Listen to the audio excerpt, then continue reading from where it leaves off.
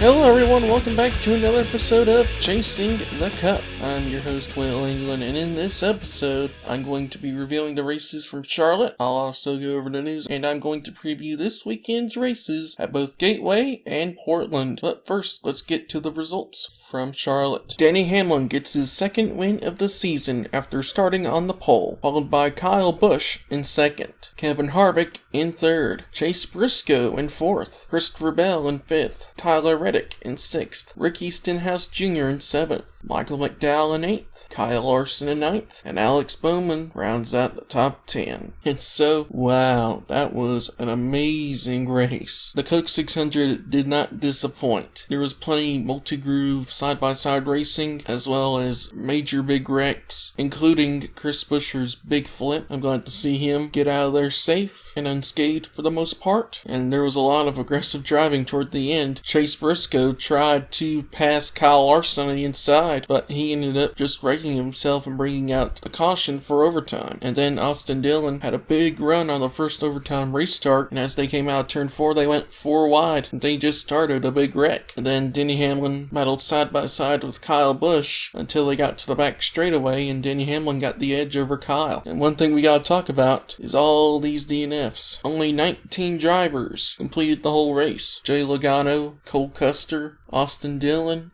Noah Gragson, Daniel Suarez, Chris Buescher, Justin Haley, Bubba Wallace, Ryan Blaney, Brett Keselowski, Kurt Busch, William Byron, Chase Elliott, Austin Cindric, and a whole bunch of others DNF'd during this race, and only 19 cars finished. Of course, some of it was caused by the 5-minute caution clock, because if you can't get your car fixed in 5 minutes and meet minimum speed, you're done for the day. And that really resulted in more DNFs, because drivers can't fix their cars after 5 minutes unless they're able to meet the minimum speed and they can come back in for another 5 minutes. So a lot of the big heavy hitters did not finish this race. But overall, this was an exciting, thrilling race with multi-groove racing, with a lot of big wrecks, including that flip, and thrilling finishes toward the end. By far, in my opinion, the best race of the year. Next up is the Xfinity Series. Josh Berry gets his second win of the season and wins in dominating fashion over Ty Gibbs, who finishes second, Sam Mayer in third, Noah Gragson in fourth, Ryan Preece in fifth, Daniel Hemrick finishes sixth, Justin Allgaier finishes seventh, Sheldon Creed finishes eighth, Trevor Bayne finishes ninth, and Myatt Snyder rounds out the top 10. And that race was also pretty good, but there seemed to be a dirty air issue compared to the Cup Series. Probably because the Xfinity Series is more closely related to the Gen 6, which creates some dirty air problems. Because after Josh Berry got into Justin Allgaier, he had a huge lead over Ty Gibbs. It was like 17 seconds. It was a massive lead. And then afterward, you had a controversy between Noah Gragson and Jeb Burton. Jeb was mad that he was raced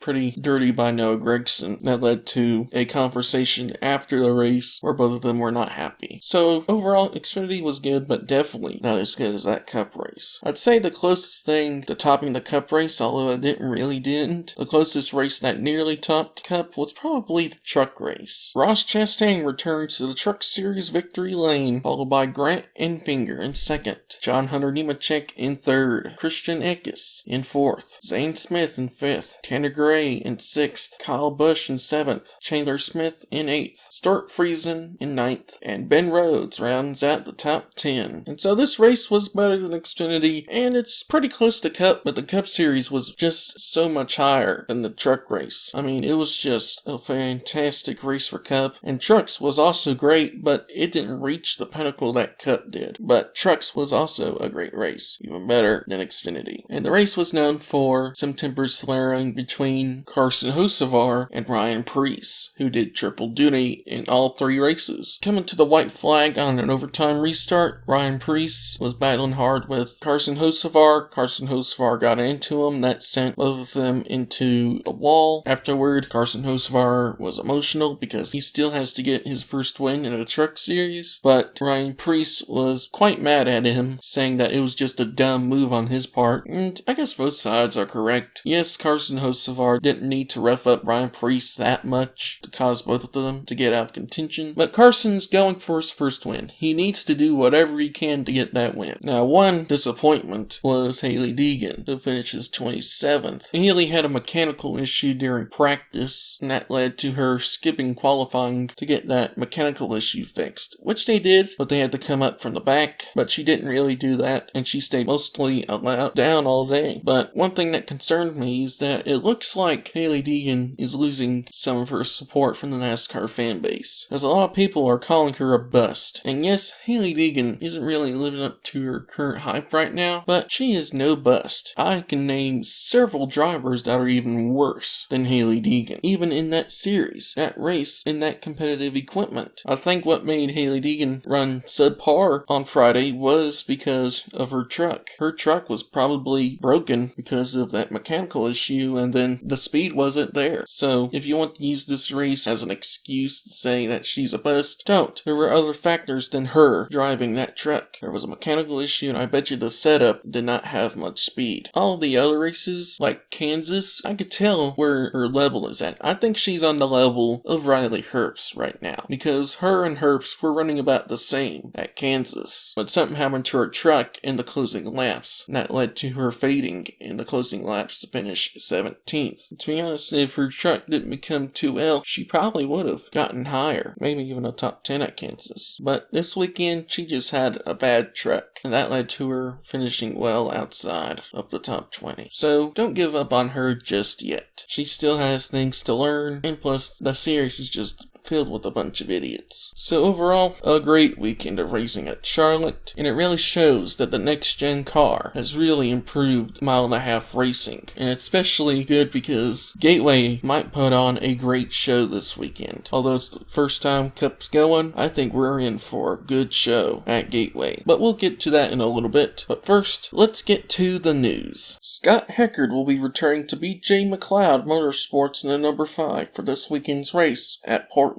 Darren Dilley will be making his Xfinity Series debut at Portland for RSS Racing. Phoenix will be once again hosting the championship weekend in 2023. Eric Jones says that he would like to return to Petty GMS in 2023. So that's a little silly season news for you. The NASCAR Technical Institute and Napa Auto Parts have launched a new collaboration with Chase Elliott and Ron Capps. Worldwide Express will be sponsoring Carson Hocevar in 8 races. ESPN said that they will be talking with NASCAR about their next media rights deal, but is right now happy with F1 as the flagship racing property for ESPN. So keep an eye on that. ESPN might be part of the next deal if they are still interested. Shell and Pennzoil have extended their partnership with Team Penske. Kimi Räikkönen, the 2007 Formula 1 world champion, will be making his Cup Series debut at Watkins Glen as part of the Project 91 entry from Trackhouse Racing. Connor Mosack will be making his NASCAR Xfinity Series debut at Portland with Joe Gibbs. Mason Filippi has joined DGM Racing at Portland International Raceway. Bomarito Automotive Group will be sponsoring Eric Jones's number 43 at this weekend's race at the Worldwide Technology Raceway. And since I didn't get to go over it last time, here are the All-Star Race TV ratings. FS1 got a 1.38 rating and 2.481 million viewers for the All-Star Race, which is down from a 1.64 rating and 2.735 million viewers from last year, which was in mid-June, with the 18 to 49 demographic bringing in 545,000 viewers. So it seems to continue to get more clear that cable is dying, as the cable ratings continue to go down to oblivion. And that's something I'm not hopeful for, but the NBC portion of the schedule, I hope that they can get more viewership on USA than Fox is getting on FS1, which is possible. USA has more subscriptions than FS1, but we'll have to see. Corey LaJoie and Kelly LaJoie have announced the birth of their son, Jensen Daniel LaJoie. This is the LaJoie's second child, as their son, Levi, is 2 years old. And so that's it for this week's news. Let's now preview this weekend's races at both Gateway and Portland. I'm going to begin with the outlier, which is the Xfinity race at Portland, which will be called the Pacific Office Automation 147. The race will be 75 laps and 147.52 miles. And the race will be on June 4th at 4:30 p.m. Eastern Time. And so for my pick, I'm going to go with A.J. Allmendinger. A.J. Allmendinger is just one of those drivers that is just a road course specialist. And I think he'll get his second win of the season this weekend at Portland. Now let's move on to both the truck and cup races at Gateway, starting with the trucks. We have the Toyota 200. The race will be 160 laps and 200 miles. And the race will be on June 4th before the Xfinity race at 1:30 p.m. Eastern Time. And so for my pick, I'm going to go with Carson Hocevar. Carson Hocevar was so close to getting the win at Charlotte, but I think this time he'll get redemption and will win this weekend at Gateway. And finally, we have the inaugural Cup Series event, which is the Enjoy Illinois 300 presented by TicketSmarter. The race will be 240 laps and 300 miles. And the race will be on Sunday, June 5th at 3:30 p.m. Eastern Time. So let's take a look at the weather for Sunday's race at Gateway. On Sunday, it'll be mainly cloudy, with a stray shower or thunderstorm possible, with a high of 82 degrees Fahrenheit. Winds south at 5-10 miles per hour, and a 24% chance of rain. So, a possible rain shower probably won't affect the race long term, probably just a little pop-up, and then they can get the track dried. Hopefully it's not a series of pop-ups, but they do have lights, but it's not looking good as we go later on during the day. And on Sunday night, it'll be partly cloudy with an isolated thunderstorm possible after midnight. The low is 65 degrees, wind south to southeast at 5 to 10 miles per hour with a 31% chance of rain. So the later on they go into the day, the higher the chance of rain. So I hope they can get the race in during the day when there's not a huge chance of rain, but we'll have to see what happens. So you may want to bring your umbrella or poncho just in case of a stray shower pops up or those isolated thunderstorms hit during the night if it's delayed that long. And so for my pick, I'll go with Kyle Busch. Kyle Busch won an Xfinity Series race here back in 2009, and he's been doing good so far this season, and I think he'll be a contender, and he'll win the inaugural race at Gateway this weekend. And so that's it for this week's episode. If you enjoyed this episode, please like and subscribe for more. And if you're going out to either Gateway or Portland this weekend, I hope you have a good time, and if you're not, have a good time wherever you are. And I'll see you next week.